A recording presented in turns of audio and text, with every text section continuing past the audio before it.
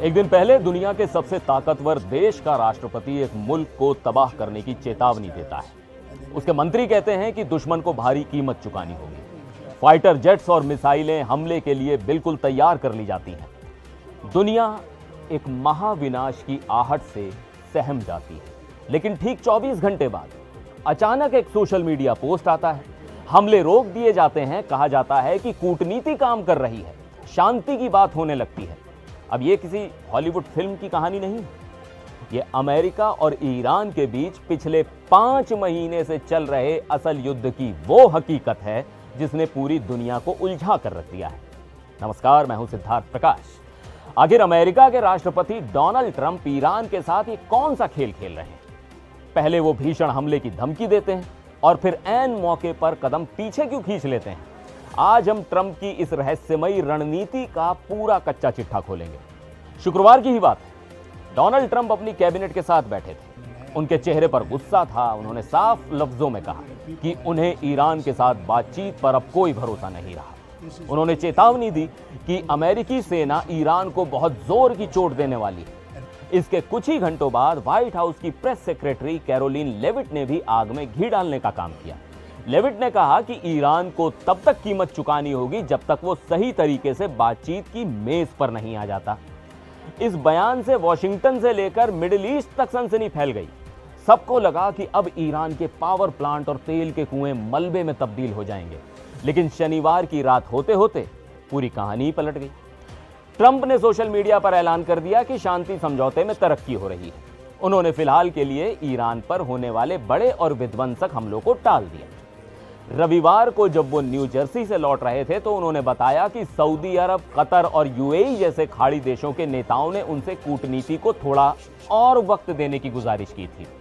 Trump ने यहां तक कह दिया कि यह हमला ईरान के लिए विनाशकारी होता और सऊदी अरब भी ऐसा नहीं चाहता था।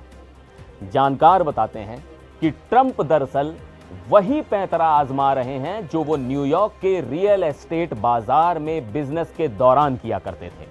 यानी सामने वाले पर इतना भारी दबाव बनाओ, ऐसा खौफ और कंफ्यूजन पैदा करो कि वो घबरा कर आपकी शर्तों पर राजी हो जाए। लेकिन यहां उनके सामने कोई बिजनेसमैन नहीं बल्कि ईरान को लगता है कि वो अमेरिका से ज्यादा दर्द सह सकता है और वो इसी जिद पर अड़ा है। इस पूरी कहानी में एक बहुत बड़ा ट्विस्ट है। शनिवार को हमले रोकने से ठीक पहले डोनाल्ड ट्रंप की बात सऊदी अरब के क्राउन प्रिंस मोहम्मद बिन सलमान से फोन पर हुई थी। सूत्रों के मुताबिक क्राउन प्रिंस ने ट्रंप को एक बड़े खतरे से आगाह किया। उन्होंने बताया कि अगर अमेरिका ने कोई नया और बड़ा हमला किया तो ईरान भड़क उठेगा। ईरान पलटवार में खाड़ी देशों को निशाना बना सकता है, जिससे पूरी दुनिया की अर्थव्यवस्था क्रैश हो जाएगी। सऊदी अरब ने यह भी साफ किया कि वो और कतर या यूएई तो अपनी रक्षा कर लेंगे, लेकिन कुवैत जैसे देश इराक में बैठे ईरान समर्थित लड़ाकों के आगे बिल्कुल असुरक्षित हैं। यह पहली बार नहीं है जब ट्रंप ने धमकी देकर कदम पीछे खींचे हों। अप्रैल की शुरुआत में ट्रंप ने ईरान को सरेंडर करने का अल्टीमेटम दिया था।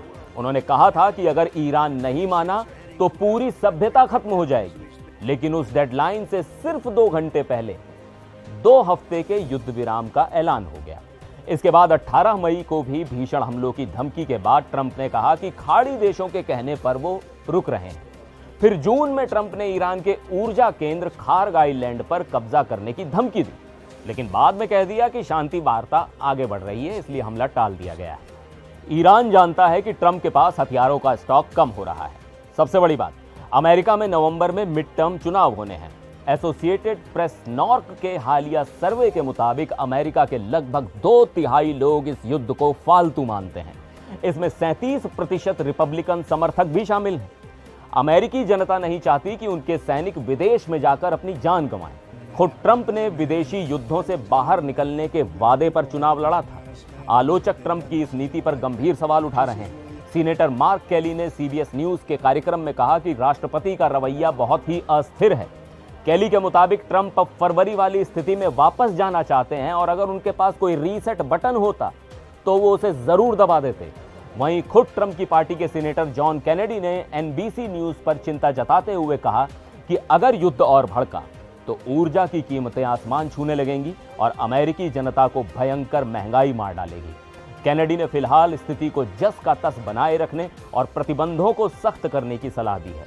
तो कुल मिलाकर ट्रंप की धमकियां कितनी भी बड़ी हों, लेकिन जमीनी हकीकत, चुनाव का डर और अर्थव्यवस्था को बचाने की मजबूरी उनके हाथ बांध रही है। ईरान भी इस कमजोरी को समझ चुका है।